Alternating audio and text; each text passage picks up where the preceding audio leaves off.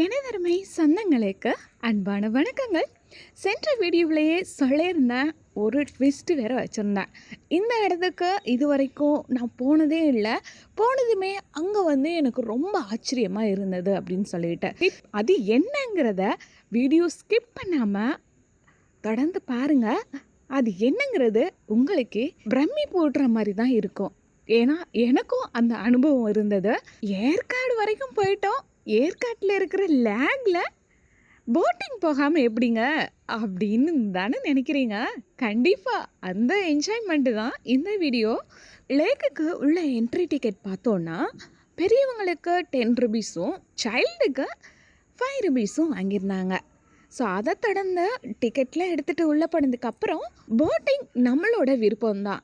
So pedal போடலாம், படகு சவாரி பண்ணலாம், நிறையா இருக்குது. போட்டிங், ஜெட் போட்டிங், ஃபேமிலி போட்டு, இந்த மாதிரி நிறையா இருக்குது.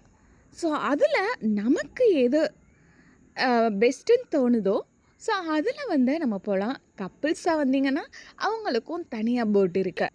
ஒவ்வொரு போட்டுக்குமே தனித்தனி ப்ரைஸ் இருக்குது.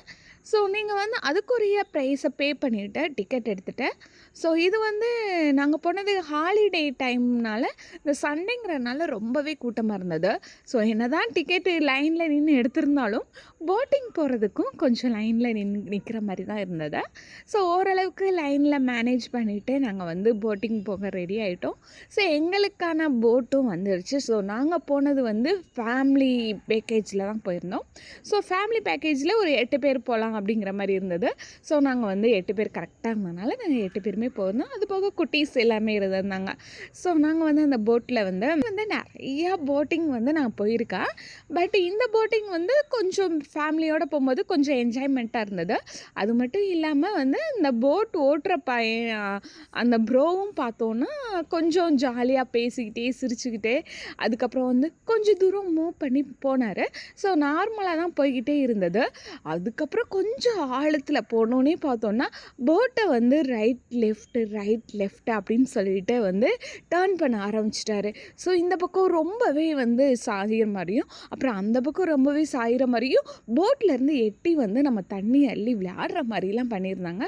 ஸோ அந்த அளவுக்கு அவர் ஸ்பீடாக போயுமே ஸ்பீடில் இருந்துமே திருப்பி இந்த மாதிரி டர்ன் பண்ணி விடவும் கொஞ்சம் பயமாகிடுச்சு. ஸோ இதில் பார்த்தோன்னா நந்தினி சொல்லவே வேணாம், பயங்கரமாக கத்த ஆரம்பிச்சிருச்சு. ஆனால் நீங்கள் நார்மல்லே போங்க பயமாக இருக்குது அப்படின்னு சொல்லி கத்த ஆரம்பிச்சிருச்சு. ஆனால் நந்தினியோட பொண்ணு பார்த்தோன்னா அவ்வளோ ஒரு ஹாப்பியாக சிரிச்சுக்கிட்டு என்ஜாய் பண்ணிக்கிட்டு வந்துச்சு.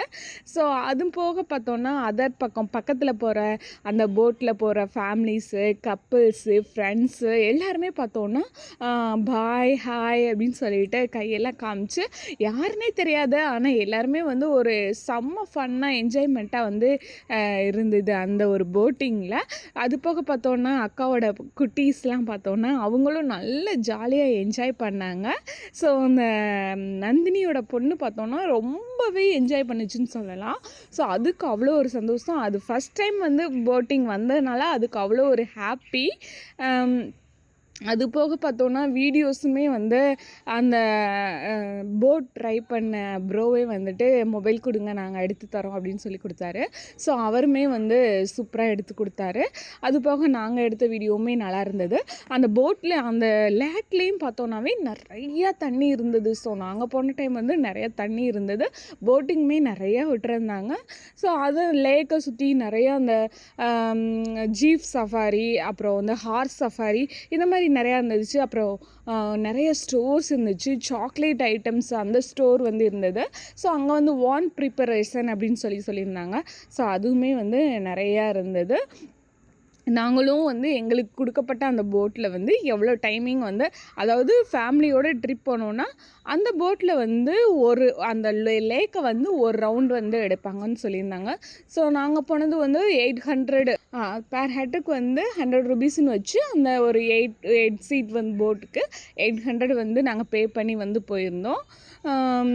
செம்ம என்ஜாய்மெண்ட்டாக இருந்தது, சொல்லவே முடியாது. அவ்வளோ ஒரு என்ஜாய்மெண்ட்டு. அது மட்டும் இல்லாமல் இந்த கப்புள்ஸாக போகிறவங்க போகிறவங்களும் தனியாக அந்த பெடல் பண்ணிட்டு போகிறது, அப்புறம் வந்து துடுப்பு வச்சு போகிற அந்த போட்டிங்கு, அதுக்கப்புறம் வந்து அந்த அந்த ஒரு போட்டுமே இருந்தது. சூப்பராக இருந்தது. ஸோ நாங்கள் நல்லா என்ஜாய் பண்ணோம். எந்த அளவுக்கு என்ஜாய் பண்ணணுமோ அந்த அளவுக்கு வந்து என்ஜாய் பண்ணியாச்சு. ஃபோட்டோஸும் நாங்கள் வந்து அதில் வந்து நல்லாவே எடுத்துக்கிட்டோம். ஸோ போட்டிங் முடிச்சுட்டு அடுத்து பார்த்தோன்னா ஏற்காட்டிலேருந்து கிளம்பிட்டு பார்த்தோன்னா சேலம் போயிட்டு நைட் டின்னர் முடிச்சுக்கலாம், அங்கே ஒரு கோவில் இருக்குது அப்படின்னு சொல்லியிருந்தாங்க. சரின்னு சொல்லிட்டு நாங்களும் சேலம் கிளம்புனோடனே அக்கா வந்து என்ன சொல்லிட்டாங்கன்னா, நான் ஆல்ரெடி இந்த கோயில் பார்த்துட்டேன், நீங்கள் போயிட்டு வாங்க, நான் வெயிட் பண்ணுறேன் அப்படின்னு சொல்லி அக்கா சொல்லிட்டாங்க. சரி, நமக்கு இது தானே புதுசு அப்படின்னு சொல்லிட்டு, என்னக்கா இது, இந்த கோயிலில் என்னக்கா ஸ்பெஷல் அப்படின்னு கேட்டேன். இங்கே போமா, இங்கே வந்து பார்த்தோன்னா 1008 சிவன் இருக்காரு அப்படின்னு சொன்னாங்க. அது போக ஒரு பெரிய சிவன் கோவில் இருக்குது, அது போக பார்த்தோன்னா ராஜராஜேஸ்வரி அம்மன் கோவில் இருக்குது அப்படின்னு சொன்னாங்க. ஏக்கா அப்படி 1008 சிவன்லாம் வந்து சாத்தியமா, நீ பொய் சொல்கிறக்கா அப்படின்னு சொன்னேன்னா, அட நிஜமாக 1008 சிவன் இருக்குப்பா அப்படின்னாங்க. அதுக்கப்புறம் அது சும்மா கவுண்டிங்காக வேணால் சொல்லியிருப்பாங்க ஆனால் அங்கே இருக்காதுக்கா அப்படின்னேன்னா, ஒவ்வொரு சிவனுக்குமே ஒவ்வொரு நம்பர் கொடுத்துருப்பாங்க, அந்த நம்பரில் அந்த சிவனோட பெயரும் இருக்கும் பாரு, கரெக்டாக 1008 இருக்கும் பாரு அப்படின்னாங்க. சரிக்கா, நான் போயிட்டு வந்துட்டு நான் என்னோடய எக்ஸ்பீரியன்ஸு சொல்கிறேன் அப்படின்னு நான் சொல்லிவிட்டு சரின்ட்டு நான் போக ஆரம்பித்தேன். பார்த்தோன்னா அது வந்து ஒரு மலையோட கீழே ஃபஸ்ட்டு ஒரு விநாயகர் சிலை இருக்குது. ஸோ அந்த விநாயகர் சிலையை தொடர்ந்து பார்த்தோன்னா ஒரு பாதை மாதிரி போகுது. ஸோ கீழே மலையின் அடிவாரத்துலேருந்து மலையின் உச்சி வரைக்கும் போகிறதுக்கு ஸோ அந்த சிவனை தான் வந்து சுற்றி கொடுத்துருக்காங்க 2 பக்கமும். ஸோ ஒவ்வொரு சிவனுக்கும் நம்பர் கொடுக்கப்பட்டு அந்த நம்பருக்கு ஒவ்வொரு சிவனோட பெயரும் வந்து குறிப்பிட்டிருக்காங்க. ஸோ நான் போக பார்த்தோன்னே சரி இதுக்கப்புறம் இருக்காதுப்பா அக்கா சும்மா சொல்லியிருக்காங்க அப்படின்னு நினச்சிட்டு தான் போனேன்.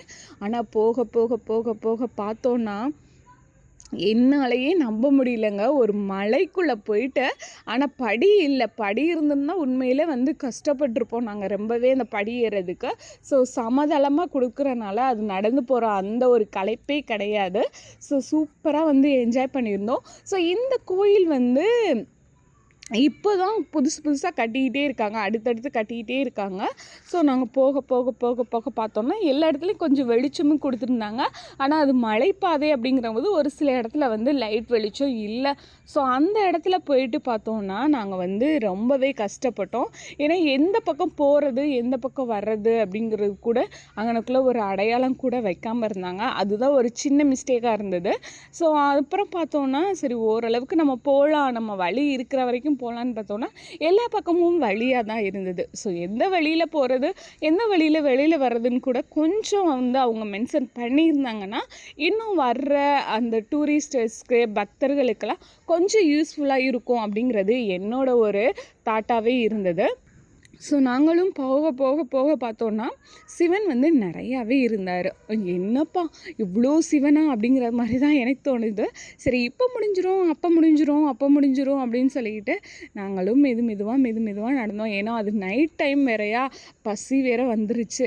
ஸோ ஒரு வழியாக எப்படா அந்த ராஜராஜேஸ்வரி அம்மாவை பார்ப்போம் அப்படின்னா, ஏன்னா 1008 சிவனோட முடிவில் தான் அந்த ஒரு ராஜராஜேஸ்வரி அம்மன் இருக்காங்க. ஸோ அவங்கள தரிசிக்க தான் அந்த மலையோட மேல் உச்சிக்கு வந்து நம்ம போகிற மாதிரி இருக்கு. ஸோ ஒரு வழியாக வந்து போகிறோன்ட்டு போய்கிட்டே இருக்கோம். ஸோ எங்களோட வந்தவங்களும் பாதி பேர் இதுக்கு மேலே என்னால் வர முடியாதுப்பா அப்படின்னு சொல்லிட்டு பாதியிலே வந்து அவங்களோட அந்த பயணத்தை வந்து நிப்பாட்டிட்டாங்க. நாங்கள் திரும்பி வேனுக்கே போகிறோம், பஸ்ஸுக்கே போகிறோம் அப்படின்னு சொல்லிட்டு போயிட்டாங்க.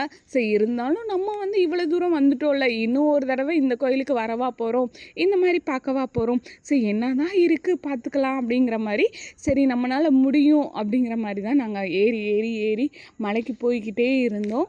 ஸோ போக பார்த்தோன்னா இன்னும் அங்கே பாருங்களேன் அடுத்தடுத்து வந்து சிவன் வந்து இருந்துக்கிட்டே இருந்தாங்க.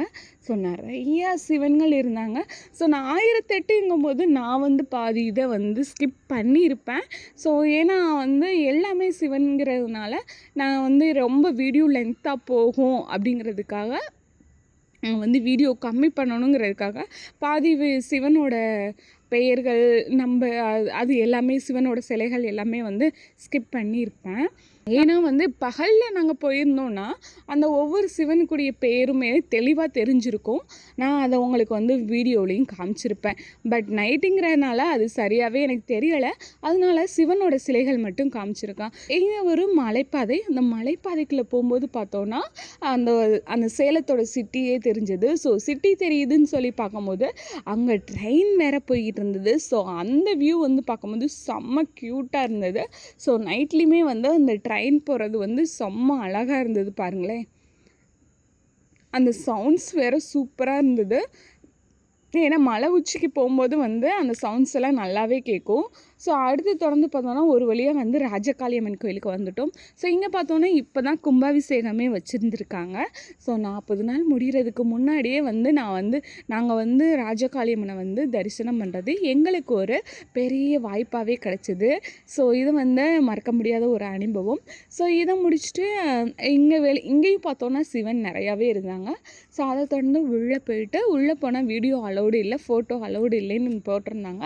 பட் இருந்தாலும் அவங்களுக்கு தெரியாமல் வந்து நான் வந்து ராஜகாளியம்மன் எப்படி இருப்பாங்க அப்படிங்கிறத ஒரு லைட்டாக ஒரு வீடியோவும் எடுத்துகிட்டு ஒரு 2-3 ஃபோட்டோஸும் எடுத்திருந்தோம். அந்த ஃபோட்டோ எடுத்து முடித்ததுக்கு அப்புறம் தான் தெரிஞ்சது, அந்த ஃபோட்டோவுக்கு அந்த சிலைக்கு ஆப்போசிட்டில் பார்த்தோன்னா அந்த சிலையோட உருவம் தத்ரூபமாக கீழேயும் அந்த டைல்ஸில் தெரிஞ்சது. ஸோ இது வந்து எனக்கு ரொம்பவே ஆச்சரியமாக இருந்தது. இது நந்தினியோட ஹஸ்பண்ட் கூட கேட்டிருந்தாங்க, இது நீயா செட் பண்ணியா இல்லை அதுவாக அந்த டைல்ஸில் தெரியுதா அப்படின்னு கேட்டாங்க. அதுவாக டைல்ஸில் தெரியுதுங்க அப்படின்னு நான் சொல்லியிருந்தேன். ஸோ அதை திறந்து பார்த்தோன்னா சரின்ட்டு அதுக்கப்புறம் தாங்க எங்களோட வேவே மாறுச்சு. ஏன்னா அடுத்து சாமி கும்பிட்டாச்சு, வந்த வழி எதுங்கிறது தெரியலை, எந்த வழியில் போகிறதுங்கிறது தெரியலை. ஏதோ ஒரு வழியில் காட்டுக்குள்ளே போயிட்டோம். காட்டுக்குள்ளே போனால் ரொம்ப ரொம்ப மரமாக இருந்தது. ஒரு வழியாக அங்கிட்டு கொஞ்சம் போக போக போக பார்த்தோன்னா மனிதர்களோட சவுண்டு கேட்டது. ஸோ இதுதான்ப்பா வழி, இந்த ஸ்டெப்ஸ் இருக்குது பாருங்கள், படிகள்லாம் இருக்குது வாங்க அப்படின்னு சொல்லிட்டு அதுக்கப்புறம் ஒரு அண்ணா கூப்பிடவும் சரின்னு சொல்லிட்டு நாங்கள் அந்த வழியாக வந்து இறங்கி போனோம். ஸோ அப்பாடா இப்போ தான் நமக்கு திருப்தியே ஆச்சுன்னு. ஏன்னா நைட் டைம் ஒரு மலைக்குள்ளே இருட்டான ஒரு இடத்துல வந்து ஒரு 10-15 பேர் வந்து ஒன்றா போய் மாட்டிக்கிட்டோம். ஏன்னா அந்த மலைக்குள்ளே வந்து வழி தெரியாமல் ஒரு வழியாக வந்து நம்ம போகிற வழியிலேயே எங்கேயாவது ஒரு வழி இருக்கும், வாங்கப்பா போகலாம் அப்படின்னு சொல்லிட்டு சொல்லியிருந்தாங்க. ஸோ அவங்க சொன்ன மாதிரியே வந்து கரெக்டான வழியை கண்டுபிடிச்சி வந்துட்டோம். இது வந்து இந்த சிவனோட கிருபைன்னு தான் சொல்லலாம். ஏன்னா வந்துட்டு எங்கே ஒரு தன்னந்தனியாக நீங்கள் போனாலும் உங்கள் பின்னாடி நாங்கள் இருப்போம் அப்படிங்கிறத வந்து காமிச்சிருக்காங்க. இந்த ஒரு இடம் வந்து எனக்கு ரொம்ப புதுசாகவே இருந்தது. ஸோ நீங்களும் இந்த கோவிலுக்கு போயிருக்கீங்களா அப்படிங்கிறத கீழே கமெண்ட் பண்ணுங்கள். ஸோ இந்த மாதிரி 1008 சிவனை வந்து வேறு எங்கேயாவது பார்த்துருக்கீங்களா அப்படிங்கிறதையும் கீழே கமெண்ட் பண்ணுங்கள். எனக்கு வந்து இது வந்து புதுவித அனுபவமாக தான் இருந்தது. ஏன்னா இவ்வளோ சிவனை வந்து ஒரு இடத்துல நான் பார்த்ததும் கிடையாது. ஆனால் ஒவ்வொரு சிவனுக்கும் ஒவ்வொரு பேர், ஒவ்வொரு கோவில் அப்படிங்கும்போது எனக்கு ரொம்பவே ஆச்சரியமாக இருந்தது. இந்த வீடியோ இதோட நிறைவு பெறுகிறது. மீண்டும் அடுத்த வீடியோவில் சந்திப்போம்.